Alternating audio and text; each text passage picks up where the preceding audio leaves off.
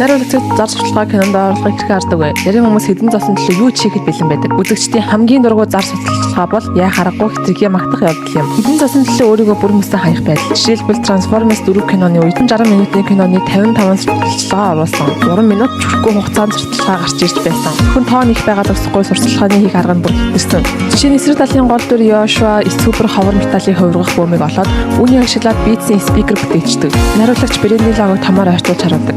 Мөнгийг нь авахыг хүссэн гэдэг нь их байна. Мөн робот киноны конверсийн сурталчилгааг авч үзье. Найруулагч байнга ойрын кадраар харуулдаг. Задлах үеийг үзүүлэлтэн өөрийнхөө хөлбөмбөг бүр мөсөө өмсөж үзнэ. Бүр настай эмээд хүртэл харуулдаг. Эдгээрийг бид тэсвэрэнд өнгөрч чадна. Гэхдээ хамгийн их төвөгтэй санагдсан зүйл нь Will Smith-ийн дараагийн загинж байх үед энэ түүний конверсийг анзаардаг. Тэгээд шууд чиний энэ гол үнэхээр гоё юмаа гэж баг. My shoes. Заавал ингэж бүлгүүрээр сурталчлах хэрэгтэй гэж үү? Жахан гэсэн урлагийн мэдрэмжтэй найруулагч бол сурталчилгааг үнэхээр дуурайдаг. Жишээлбэл The Ballad Fly киноны хүмүүний нарийн хэсэг хэдэн архины брэндүүд өндөрөн сонголгосон.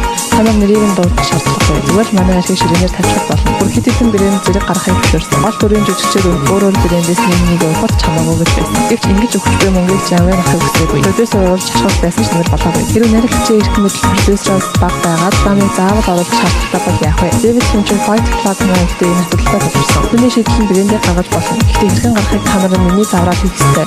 Гэрээ байгуулсан дараа David Fincher өшөө авах цаг болсныг албан ёсоор зарлав. Та нар бүтээгдэхүүний кинонд оруулахыг хүсэж байна уу? За би оруулаад өгье.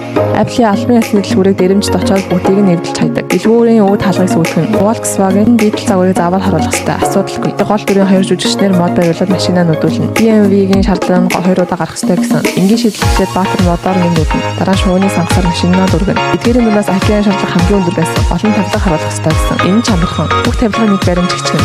Тэд Brad Pitt-ийг байрыг нь дэлгэрүүлнэ. Ямар ч байсан та нарын шаардлагыг хангацлаа. Харин яаж харуулахыг бод би шийднэ. Өмнөх хоёр төрлөөс ялгаатай нь хамгийн өрөвдөлтөнд санхүүжилт тайлд байгаад хурцсан ядуу кино баг. Зарим нэг бүтээгдэхүүний рекламаар ивент төлөв гэсэн. Тэр компаниуд эдгээр хуурч ирсэн. Жишээ нь 1993 оны баг төсөвтэй Proton кино. Наг бүтээгдэхүүн найруулагч зүүн нэгэн бол үнээр гойж ирсэн. General Mills компанитай гэж харамс өвчнөө таны үргэлжлийг оруулж чадсан. Энэ кино Ирландын жижиг бөө мөргөсийн дамгуурд үзсэн тул дөрөв очиж Жошонгорын дамгтай холбоотой. Баг гэж харамс өвчнөө таны үргэлж гисэн Ирландын дамгуур хадтай байсан. Найруулагч тэр жоохон шилжүүлэхний мөнгө авах нь бол General Mills-ийн бараг багтаа дууссан.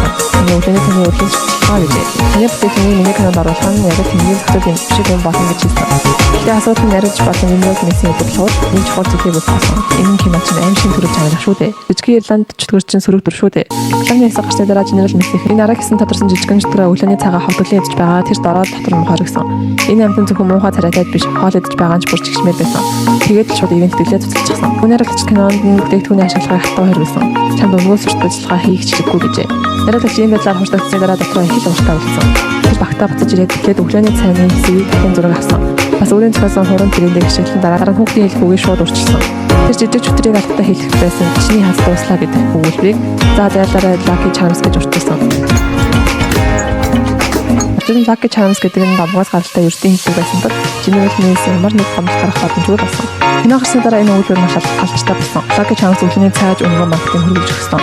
Маань шударгаа хэлэхэд энэ төрлийн шүтлэгч жижиг чөтгөрөө өглөөний цайгаа холбож идэх байгаа хөлбраас нь хамаагүй л хөдөлгөөнтэй болсон.